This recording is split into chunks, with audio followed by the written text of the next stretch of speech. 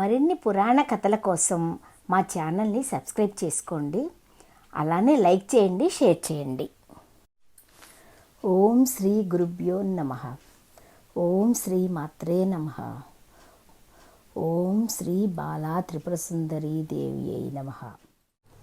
మాఘపురాణము 17వ అధ్యాయము. ఇంద్రునికి కలిగిన శాపము. వశిష్ఠ మహర్షి దిలీపునితో మరల ఇట్లన్నాడు. రాజా, మాఘమాస మహిమను వివరించు మరి ఒక కథ చెప్పేదను వినుము. పూర్వము గృష్ణమధుడు అనే మహర్షి గంగా తీరమున నివసించుచు మాఘమాస స్నానము పూజాధికము చేయుచు తన శిష్యులకు మాఘమాస మహిమను శ్రీ మహావిష్ణువు మహత్యమును వివరించుచుండెను. జహ్నవను మహాముని మాఘమాస స్నాన మహిమను వివరింపకోరగా గృష్ణమద మహర్షి ఇట్లు పలికాడు. సూర్యుడు మకర రాశిలో ఉన్నప్పుడు మాఘమాసం ప్రారంభమగును. అట్టి మాఘమాసమున చేసిన స్నానము అత్యంత పుణ్యప్రదమే కాక పాపనాశనము కూడా అగుచున్నది. మాఘమాసమున ప్రాతకాలమున నదీ స్నానము చేసిన వారు ఇంద్రుడు మహాపాతక విముక్తుడైనట్లుగా పాప విముక్తులగుదురు. ఆ విషయమును వినుడు. పూర్వము తుంగభద్రా నదీ తీరమున అన్ని వేదములను చదివిన మిత్రవిందుడు అను ముని ఒకడు ఆశ్రమమును నిర్మించుకొని ఉండెను. మిత్రవిందుని భార్య అతిలోక సుందరి. ఆమె ఒకనాడు తుంగభద్రా నదిలో స్నానము చేసి పొడి బట్టలు కట్టుకొని కేశములను ఆరబెట్టుకొని చుండెను. రాక్షస సంహారమునకై దేవతలతో కలిసి ఆకాశ మార్గమున పోవచున్న ఇంద్రుడు ఆమెను చూచి మోహపరవశుడయ్యాడు. ఆమె ఎట్లయినా పొందవలేనని నిశ్చయించుకున్నాడు. రాక్షసులను జయించి తిరిగి వచ్చు ఇంద్రుడు ఆ ఆశ్రమ సమీపంలో నిలిచిపోయాడు. దేవతలను స్వర్గమునకు పంపెను. ఇంద్రుడు అచ్చటనే ఆశ్రమం పైభాగమున ఉండి మిత్రవింద ముని భార్య అందమును ఆమె చేష్టలను గమనించుచున్నాడు. మిత్రవిందుని తెల్లవారుజామున శిష్యులను మేలుకొల్పి వేద పఠనము చేయింపవలెనని తానున్న పర్ణశాల నుండి బయటకు వెళ్ళెను. ఇంద్రుడును ఆశ్రమంలోనికి రహస్యముగా ప్రవేశించి మిత్రవిందును పట్టుకొనెను. విడిపించుకొని పోవుచున్న ఆమెను తానెవరో చెప్పి తన కోరికను తీర్చమని ప్రార్థించెను. ఆమె సౌందర్యమును మెచ్చెను. ఆమెయును కామ పరవశమై ఇంద్రుని పొందు అంగీకరించెను. కోరిక తీరిన తరువాత ఇంద్రుడు ఆశ్రమం నుండి వెళ్ళ ప్రయత్నించుచున్నాడు. అప్పుడే వచ్చిన ముని వాణ్ణి పట్టుకొని నీవెవడవని అడిగాడు. నేను ఇంద్రుడిని అని ఇంద్రుడు సమాధానం చెప్పాడు. మిత్రవిందుడును జరిగిన దాన్ని గ్రహించెను. నీవు గాడిద ముఖము కలవాడవై స్వర్గమునకు పోలేక భూలోకమునే ఉండమని శపించాడు. తప్పు చేసిన తన భార్యను రాయివై పడి ఉండమని శపించాడు. ఆ చోటును విడిచి గంగాతీరమును చేరి అచ్చట తపము ఆచరించి యోగశక్తిచే దేహమును విడిచి పరమాత్మలో లీనమైపోయినది. ముని శాపము వలన ఇంద్రుని ముఖము మాత్రమే గాడిద ముఖమై ఉండెను. మిగిలిన శరీరము మామూలుగానే ఉండెను. అచ్చట నునుటకు సిగ్గుపడి పద్మగిరి అను పర్వతమును చేరి అచ్చట గుహలో ఉండి అచ్చట ఉన్న గడ్డిని తిని కాలమును గడుపుచున్నాడు. అతడట్లు 12 సంవత్సరాలు గడిపాడు. రాజులేని స్వర్గముపై రాక్షసులు దండెత్తి వచ్చి దేవతలతో యుద్ధం చేయుచున్నారు. దేవతలు రాక్షసులతో యుద్ధం చేయలేకపోయారు. తమ ప్రభువుకు ఇంద్రుణ్ణి వెతకసాగారు. ఇంద్రుణ్ణి కనుగొనలేక వారు స్వర్గమునకు తిరిగి వచ్చారు. రాక్షసులు మరలా వారిని తరిమి కొట్టారు. దేవతలు ఇంద్రుని వెతుకుచూ నదీ తీరమునందు సముద్ర తీరమునందు తిరుగుచున్నారు. అప్పుడు మాఘమాసమొకటచే మాఘమాసమున నదీ స్నానము చేసి తిరిగి వచ్చు మునులను చూచారు. మాఘమాస మహిమను ముచ్చటించుకొనుచున్న మునులకు నమస్కరించి మీరు చేయు వ్రతమేమి, దాని వలన వచ్చు ఫలితమేమి అని ప్రశ్నించారు. మునులు వారికి ఇట్లా సమాధానం చెప్పారు. దేవతలారా వినుడు. మేము చేయు వ్రతము మాఘమాస వ్రతము. సూర్యుడు మకర రాశి యందుండగా ప్రాతకాలమున నది లేక తటాకములందు స్నానము చేయుట, శ్రీ మహావిష్ణువు పూజ, పురాణ పఠనము, యథాశక్తి దానము. దీని వలన దుర్లభమైన మోక్షము కూడా సులభమగును. మాఘమాసమున చేసిన మాధవ స్మరణ సర్వ పాపములను నశింపచేయును. మాఘమాస స్నాన పూజ మున్నగును చేయువారు అదృష్టవంతులు. మాఘశుద్ధ చతుర్దశి యందు గోదానము, వృషోత్సర్గము, తిలదానము, అపూపదానము, పాయస దానము, వస్త్ర కంబళముల దానము విష్ణులోక ప్రాప్తిని కలిగించును. శ్రీ మహావిష్ణువు దయవలన సర్వలోకములు సులభములై ఉండును అనుచు మునులు దేవతలకు మాఘమాస మహిమను వివరించారు. దేవతలను దివ్యముల మాటలను విని మాఘ స్నానమును సముద్రమున చేసి శ్రీ మహావిష్ణువును అర్చించారు. వారికి శ్రీ మహావిష్ణువు సాక్షాత్కరించెను. మొట్టమొదట జగద్గురువు అగు శ్రీ మహావిష్ణువు మృదువైన శరీరము, చతుర్భుజములు కలిగి ఉన్నాడు. శంఖ చక్ర గదా పద్మములు 4 చేతులు యందు పట్టుకున్నాడు. పచ్చని వస్త్రమును ధరించి కిరీటముతో మరింత మనోహరంగా ఉన్నాడు.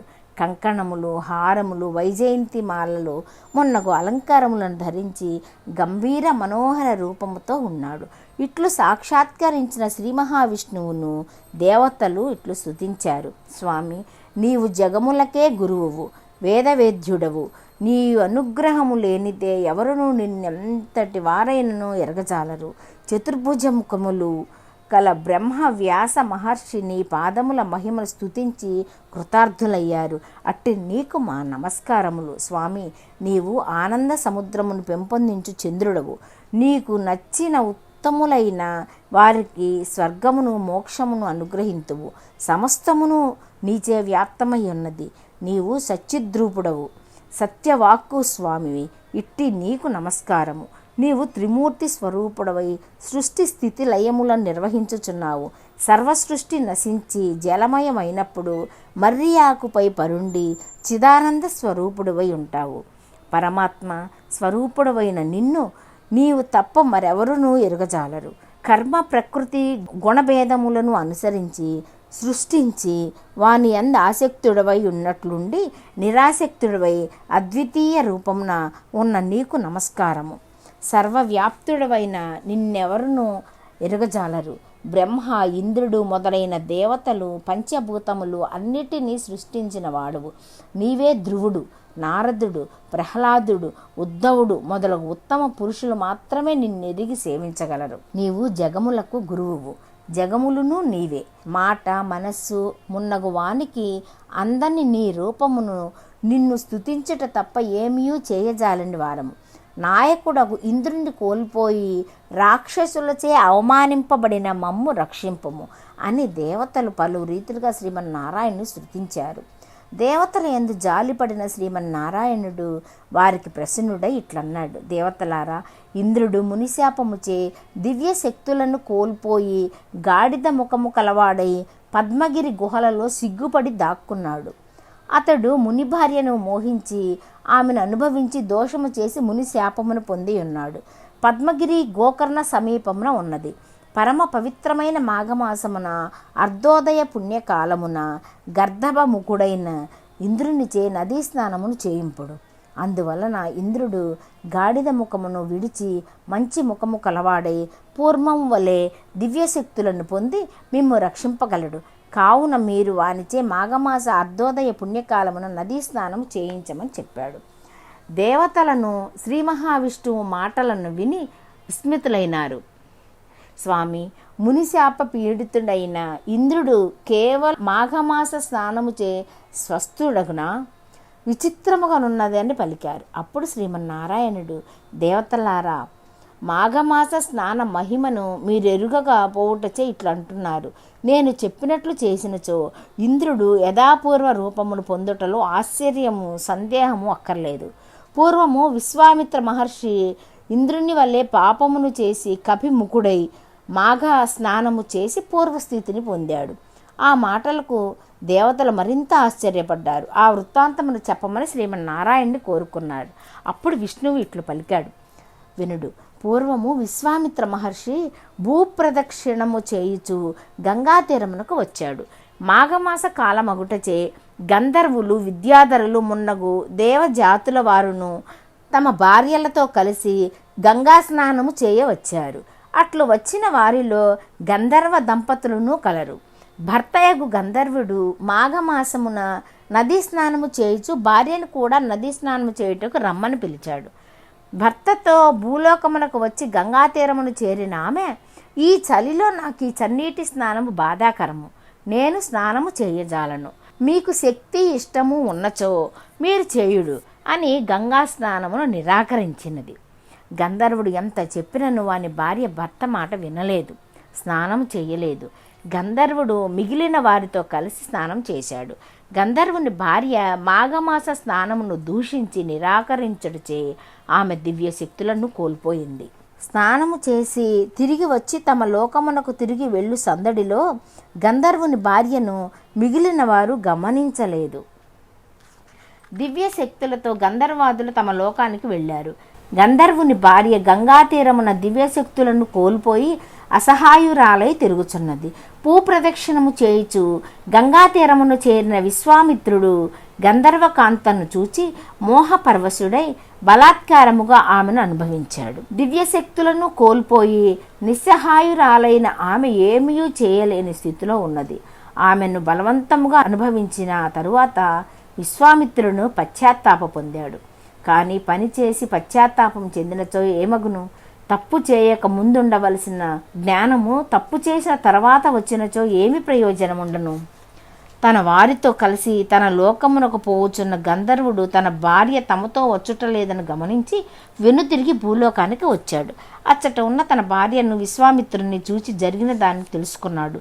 మహర్షివయుండి కపి వికారమును చిత్త చాంచల్యమును పొందితివి, కావున నీవు కోతి ముఖము కలవాడగుదువు, బుద్ధి మాంద్యమునందును అని విశ్వామిత్ర మహర్షిని శపించాడు. భార్యను చూచి పవిత్ర గంగా స్నానమును విడిచి పరపురుష సాంగత్యమును ప్రతిఘటింపక పొందుటచే నీవి గంగాతీరమున పాషాణ రూపమున ఉండమని శపించాడు. తన లోకమునకు తిరిగి వెళ్ళిపోయాడు. విశ్వామిత్రుడును గంధర్వ భార్యయు శాపముచే కోతిముఖము కలవాడై మందబుద్ధి అయి తిరుగుసాగాడు. ఇట్లు కొంతకాలం గడిచినది. తరువాత త్రిలోక సంచారియగు నారద మహర్షి అచ్చటకు వచ్చి విశ్వామిత్రుని దురవస్థను చూచాడు. అంతటి మహర్షి ఇట్లయ్యనేమి అని ఆశ్చర్యపోయాడు.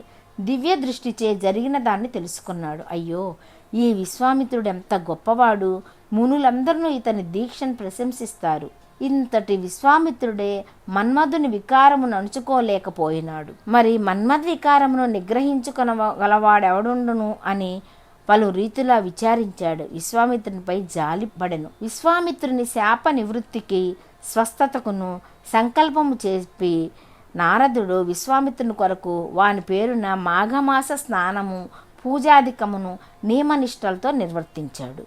దేవతలారా, నారదుని వ్రతానుష్ఠానముచే నేనును అంటే మహావిష్ణువును సంతుష్టుడనైతిని. నా అనుగ్రహమున విశ్వామిత్రుడు శాప విముక్తుడయ్యాడు. మునుపటి కంటే మరింత బాగున్నాడు. స్వస్థుడైన విశ్వామిత్రుడు శాప విముక్తి నుండి నారదునకు కృతజ్ఞతలు చెప్పాడు.